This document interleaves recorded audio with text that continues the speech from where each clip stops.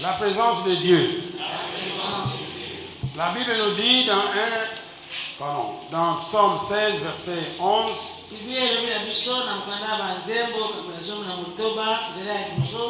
j'ai constamment l'Éternel sous mes yeux.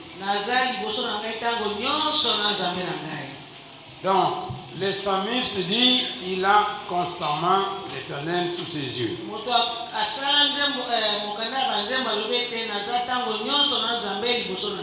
Ça veut dire que David fixait ses yeux sur l'Éternel.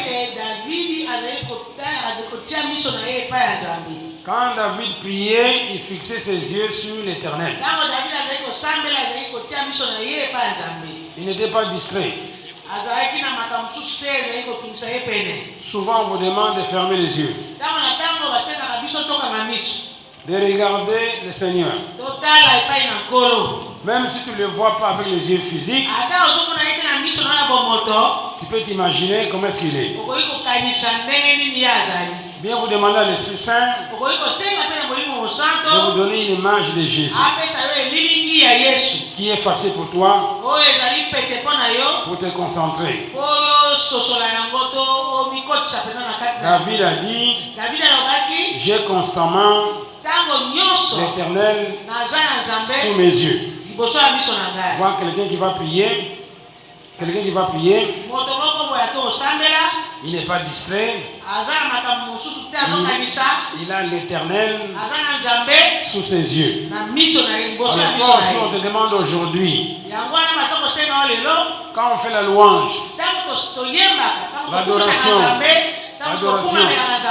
les enseignements, il faut mettre les yeux sur Jésus. C'est lui qui t'a sauvé. C'est lui qui est ton berger. Quand vous fixez les yeux sur Jésus, les choses changent. Tu ne seras pas distraite. Tu ne seras pas distraite. Tu vas oublier ce que tu fais. Jésus va grandir en toi.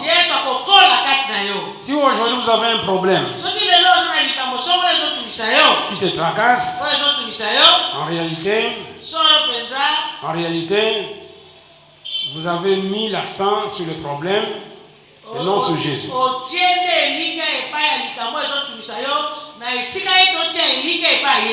Ce qui fait que ton problème est devenu plus grand que Dieu. Il te donne des soucis. Répétez soucis. Répétez soucis veut dire je médite sur les pensées de Satan. Répétez soucis veut dire je médite sur les pensées de Satan. Répétez la paix. La paix du cœur. La paix du cœur, ça veut dire je médite sur la pensée de Dieu. Répétez la paix dans mon cœur. Je médite sur la pensée de Dieu. Voilà pourquoi David a dit, j'ai constamment l'Éternel sous mes yeux. Donc il n'est pas distrait pendant qu'il est devant le Seigneur. Ses pensées sont sur Jésus. La Bible nous dit, les mauvaises pensées sont en horreur à l'Éternel, mais les paroles agréables sont pures à ses yeux. Alors, j'ai dit aujourd'hui on va parler de la présence de Dieu. La présence de Dieu en toi. La présence de Dieu sur toi. La présence de Dieu dans l'église. La présence de Dieu affecte l'homme entier.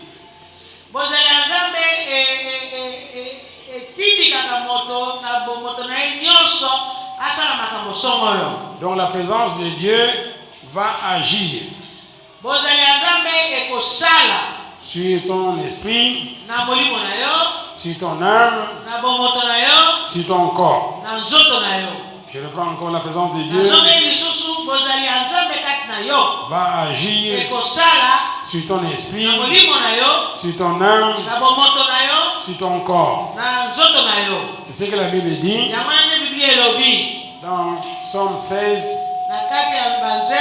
verset 8 et 9.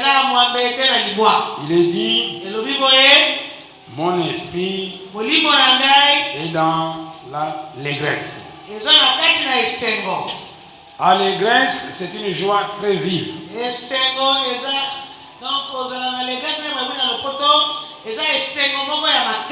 Il y a la joie, il y a l'allégresse. L'allégresse, c'est une joie très forte, très vive, qui provoque le transport de joie.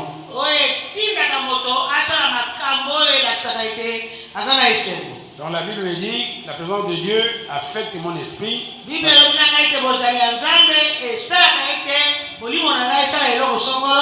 Je suis dans l'allégresse. Et ensuite, la présence de Dieu va affecter ton âme. La Bible dit, mon cœur est dans la joie. Ici, le cœur veut dire âme. Nous sommes toujours dans Somme 16, versets 8 à 9.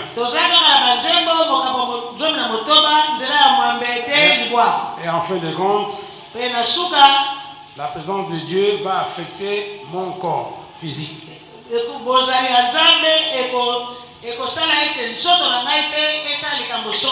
La Bible nous dit que mon corps est en sécurité.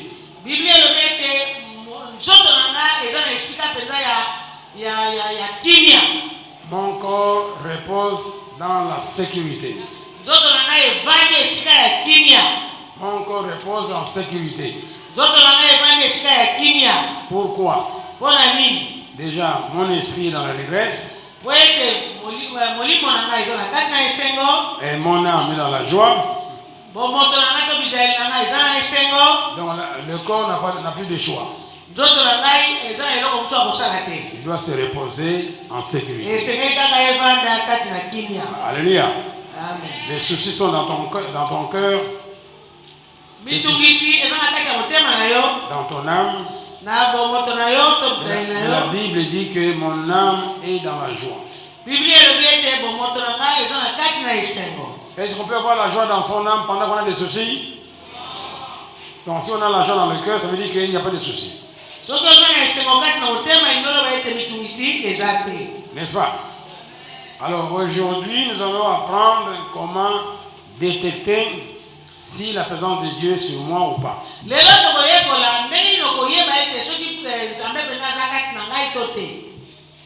Je reprends encore. Aujourd'hui, nous allons voir comment savoir si la présence de Dieu est en toi ou pas. Non, mais nous venons de voir que quand la présence de Dieu est en toi, ton esprit est dans l'allégresse.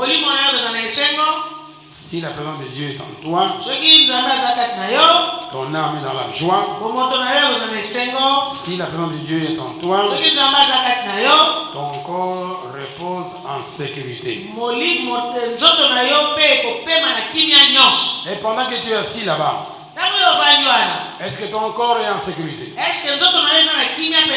Est-ce que ton âme est dans la joie? Si ton âme n'est pas dans la joie,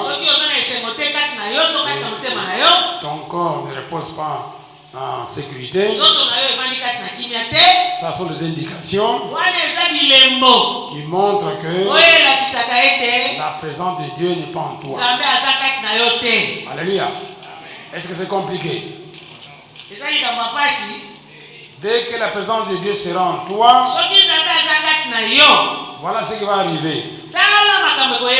Répétez, mon esprit sera dans l'allégresse. Répétez, mon âme sera dans la joie. Et mon corps reposera en sécurité. Maintenant, pourquoi nous avons vu ça? Parce que à chaque fois, la présence du Seigneur se montre, bien se manifeste dans un lieu quelconque. Alors, des choses merveilleuses. Des choses surnaturelles. Des choses extraordinaires se produiront. Alléluia. Je reprends encore. Il est dit que mon esprit est dans la négresse, mon âme est dans la joie, mon corps repose en sécurité, parce que la présence de Dieu affecte l'être humain en entier.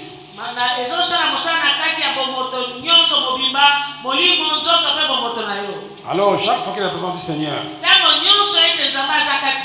se montre,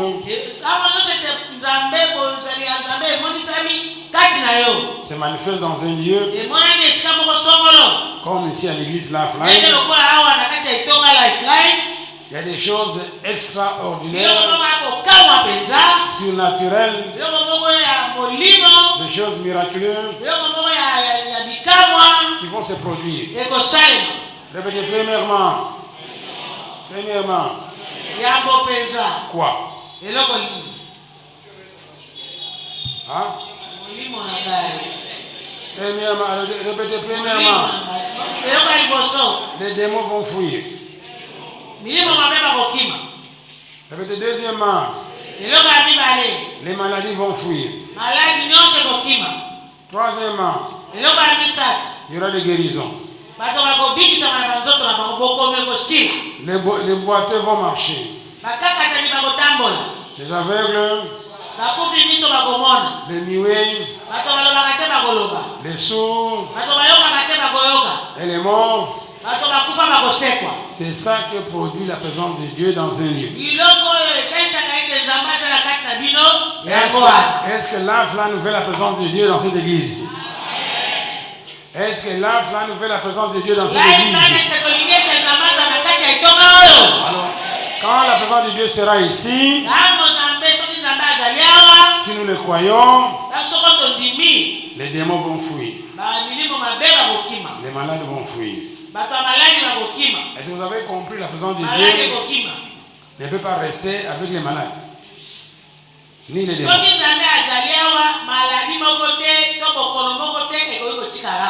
Donc maintenant, on va vous apprendre aujourd'hui de pratiquer la présence de Dieu.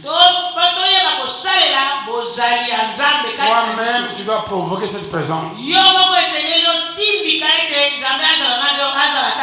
Comme nous allons le faire aujourd'hui. Quand la présence de Dieu est là, il y a des choses merveilleuses qui se produisent. Il y a des choses extraordinaires qui se produisent.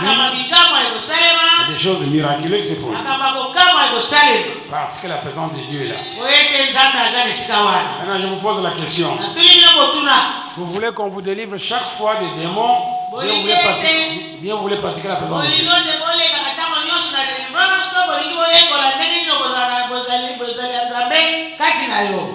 Vous voulez quoi?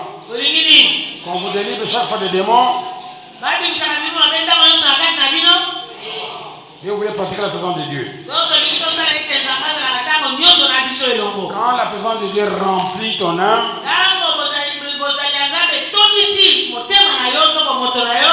aucun démon ne peut rester là-bas. Les maladies vont fuir. Tu es libre. La Bible dit là où il y a l'Esprit du Seigneur, il y a la liberté. Le problème maintenant, dans ton cœur. Est-ce que tu as vidé ton cœur de tout ce qui ne concerne pas Dieu?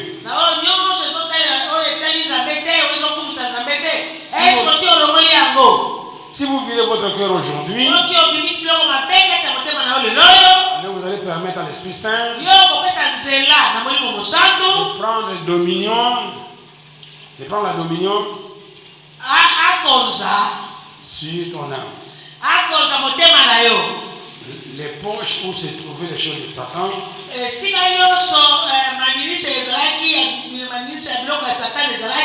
l'Esprit du Seigneur va remplir. Quand tu es rempli de l'Esprit Saint, automatiquement tu es rempli de joie. Alléluia. Alléluia. D'ailleurs, la Bible dit aussi, selon Somme 16, verset 11, il dit ceci: il y aura d'abondance de joie dans ta présence. Alléluia. Il y a abondance de joie dans la présence du Seigneur.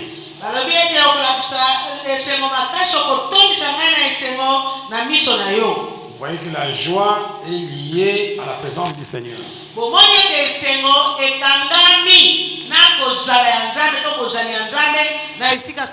La joie est liée à la présence du Seigneur. Alléluia. Il y a abondance de joie dans ta présence.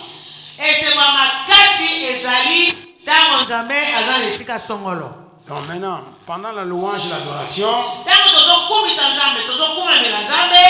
si je te vois entrer d'avoir les mains croisées comme ça, est-ce que le monsieur, il a la présence de Dieu en lui? S'il a fait la présence de Dieu en lui, il allait élever les mains. Alléluia. Débattre les mains. Il allait être emporté par la joie. Répétez, la joie s'exprime physiquement. Répétez, la joie s'exprime physiquement. Ce n'est pas théorique. Moi, je suis dans la joie dans mon cœur. Quand la joie du Seigneur t'attrape,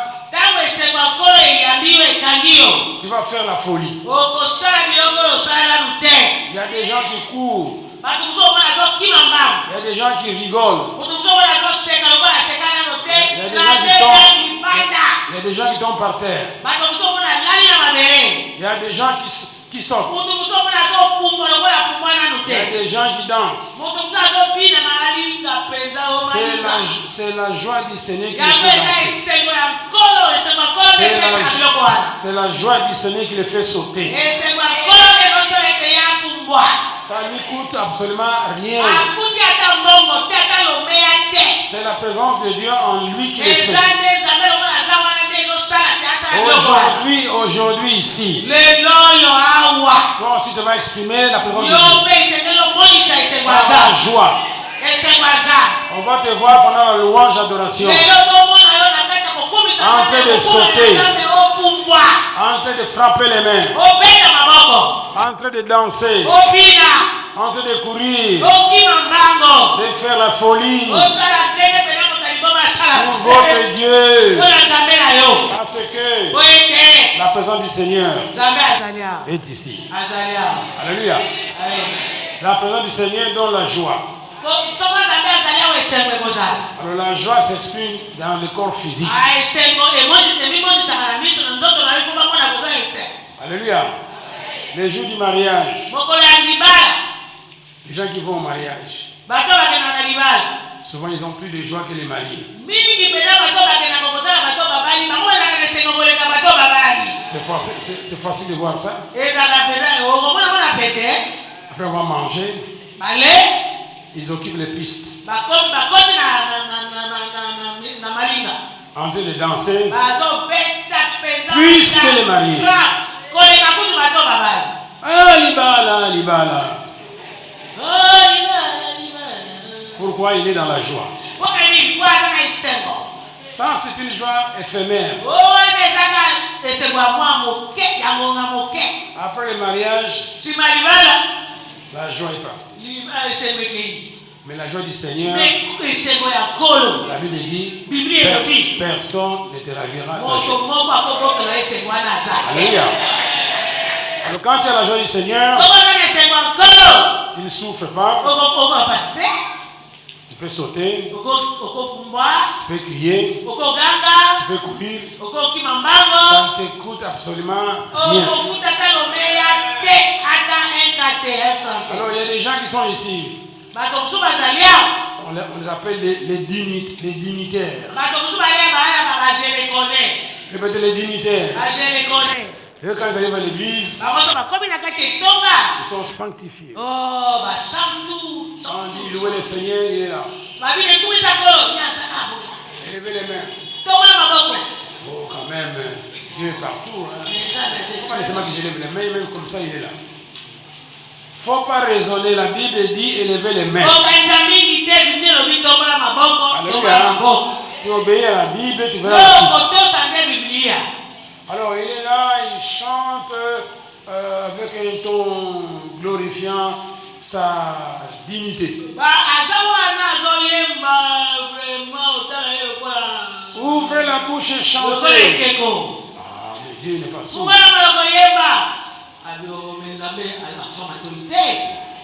Il n'est pas sourd, mais non plus il n'est pas nerveux.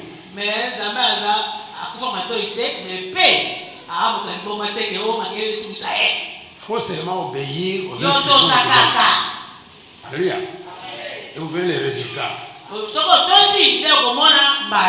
Cessez de raisonner ici pendant la louange et l'adoration.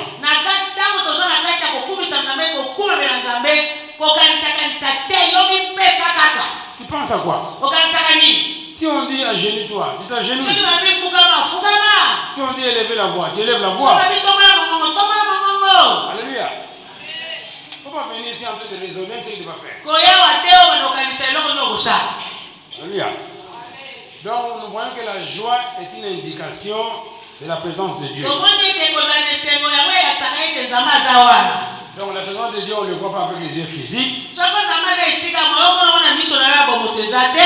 Au moins on a un moyen physique de voir que quelqu'un est dans la joie du Seigneur. La joie du Seigneur te donne la force. C'est ça qui te permet de sauter, de louer. Alléluia. Maintenant, la joie du Seigneur. Quand il vient, il fait quoi encore? Ésaïe 10, verset 27. On nous dit ici, en ces jours, son fardeau sera ôté de dessus ton épaule et son joug de dessus ton cou. Et la graisse fera éclater les joues. Ici, la graisse représente l'onction dans ce verset. Donc l'onction enlève quoi? De tes épaules, le fardeau de tes ennemis et détruit les joues. Il y a des gens qui arrivent à l'église. Je suis fatigué. Vraiment, je me sens lourd. Si tu te sens lourd, la Bible dit l'onction va détruire cette lourdeur. Cette lourdeur-là, elle est spirituelle. Ce n'est pas physique. Mais l'onction va enlever ces fardeaux sur tes épaules. Secouez les épaules, secouez les épaules, secouez les épaules. Secouez les épaules. Répétez, fardeau tombé. Je suis dans la présence du Seigneur. Répétez tout à l'heure. Je vais louer le Seigneur. Je vais l'adorer. Sa présence va se manifester. Je te dis, fardeau, tombez déjà. Tombez déjà. Tombez déjà. Je dois être léger pour louer mon Seigneur. Alléluia. Donc en résumé, ce qu'on a vu aujourd'hui, c'est quoi? La présence du Seigneur. La présence du Seigneur fait quoi? Quand il va se manifester, des choses merveilleuses, des choses extraordinaires, des choses miraculeuses. C'est quoi? Les démons, là où il y a l'Esprit de Dieu, la présence, les démons doivent fuir. La maladie doit fuir. Les soucis doivent fuir. Tout ce qui n'est pas de Dieu doit fuir. Maintenant, ça c'est une façon très efficace, radicale. Au lieu d'aller chaque fois qu'on prie pour toi, qu'on chasse les démons, même quand tu es dans ta propre maison, tu dis Seigneur, je vais te louer. Je vais t'adorer. Je vais sentir ta présence dans ma maison. Je vais sentir ta présence dans ma maison. Tout ce qui n'est pas de Dieu dans ma maison, dans ma famille, dans ma femme, les enfants, mon mari doivent sortir tout de suite. Parce que je vais inviter la présence du Seigneur en moi. Ça c'est le moyen de faire ce qu'on appelle autodélivrance.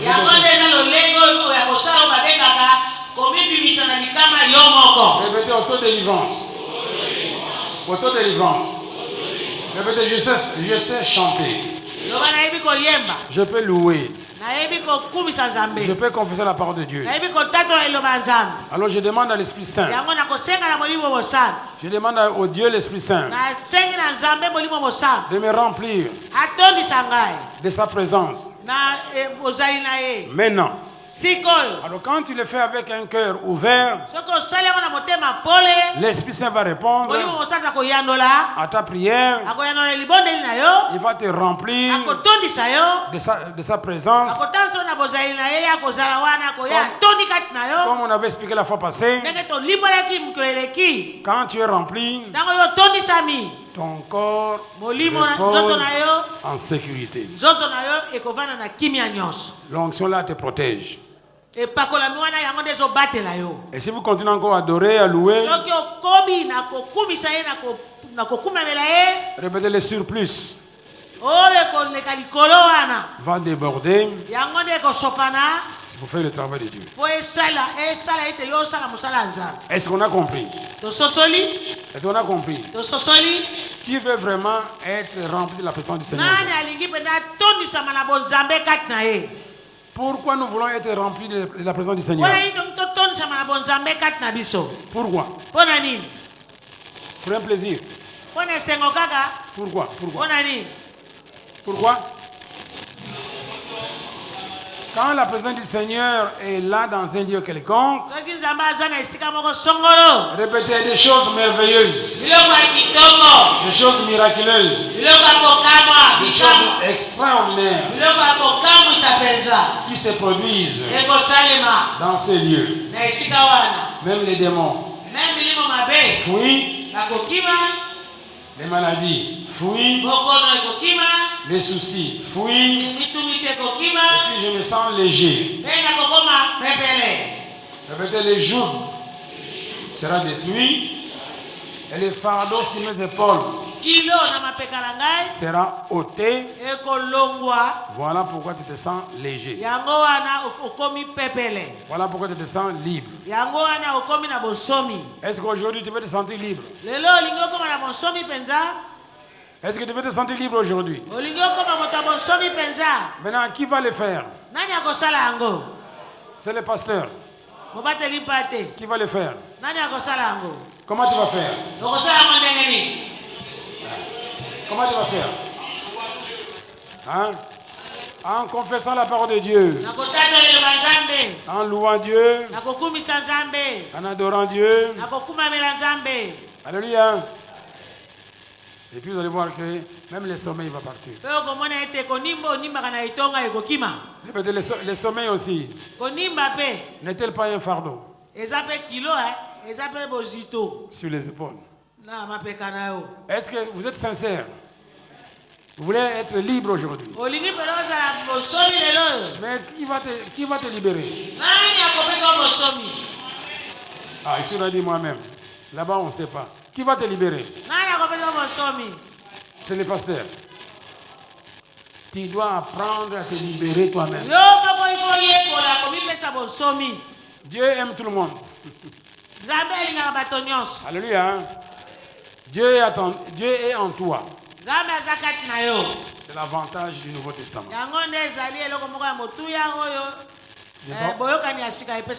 Tu n'es pas obligé d'aller voir le grand prêtre.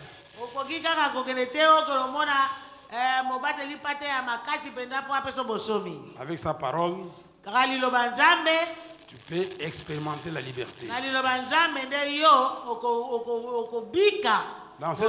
Dans cette église ici, nous voulons que les gens grandissent. Nous ne voulons pas avoir des bébés spirituels tout le temps.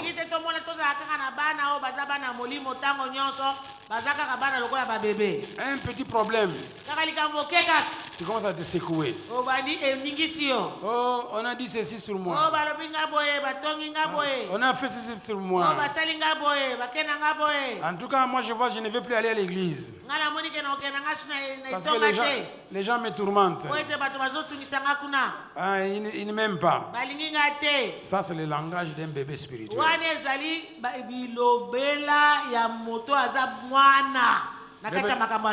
Répétez, quand je suis rempli de la présence du Seigneur, ces choses-là ne vont plus m'affecter. Même si on te fait du mal, tu seras joyeux. Alléluia. Lisons dans Acte 5, verset 41. Les gens qui ont été persécutés. Ces gens ont été persécutés. Est-ce qu'ils sont en train de pleurer ou bien ils sont joyeux? Lisons Acte 5, verset 41.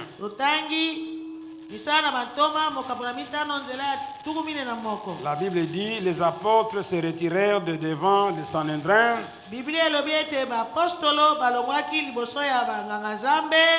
Répétez, joyeux d'avoir été jugé digne de subir des outrages pour le nom de qui?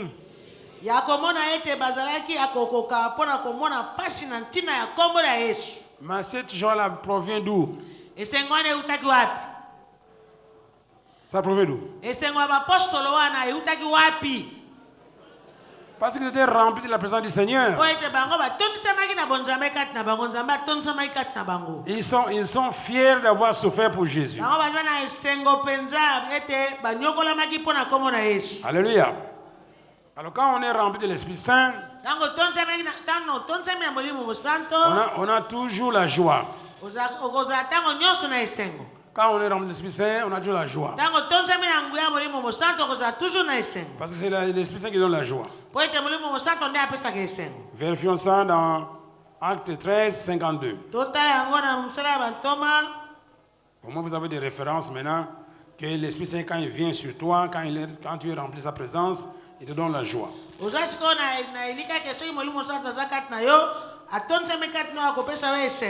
Ce qui fait que quand on commence à chanter, même on ne te dit rien, la joie de l'Esprit Saint vient sur toi. automatiquement, tu te mets debout, tu commences à danser. Alléluia. Est-ce que vous voyez ça? Acte 13, 52, on dit quoi? Tandis que les disciples étaient remplis de joie et du Saint-Esprit. Et du Saint-Esprit. La joie du Seigneur est ta force. Aujourd'hui, tu vas sauter, tu vas danser, tu vas rire. Alors, quand tu vas retourner à Kisantu, tu seras complètement transformé. Alléluia. Les gens qui dorment régulièrement à l'église, ils n'ont pas la joie du Seigneur. Ils n'ont pas la joie du Seigneur.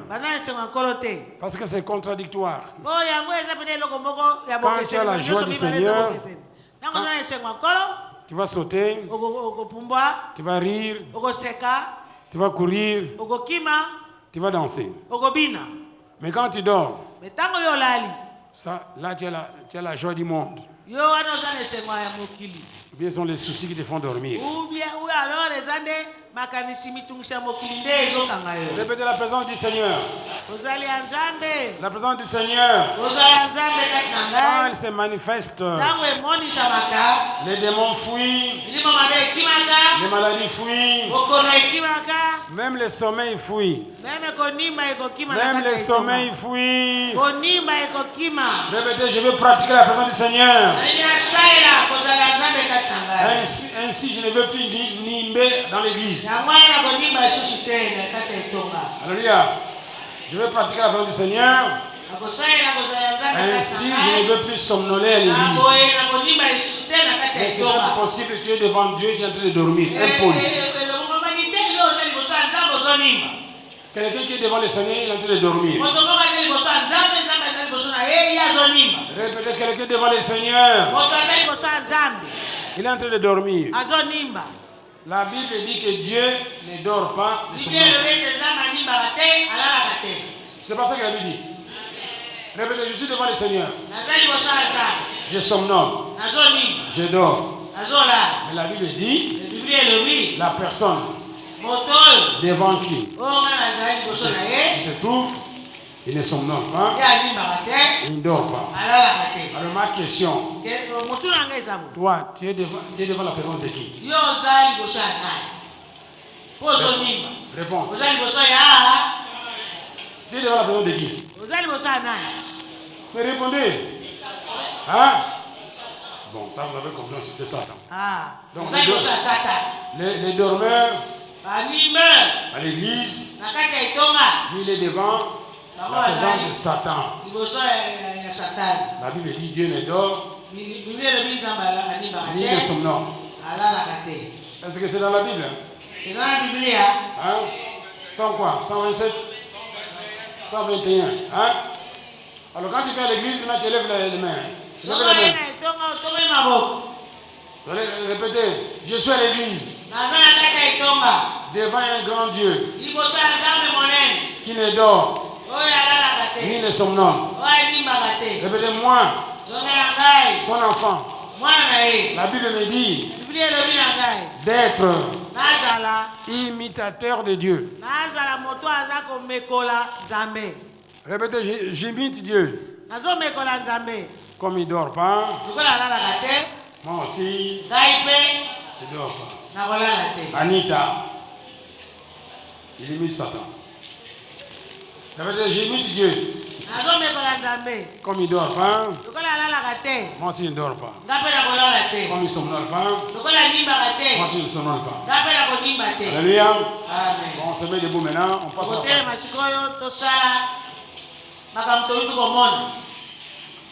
mettez-nous debout.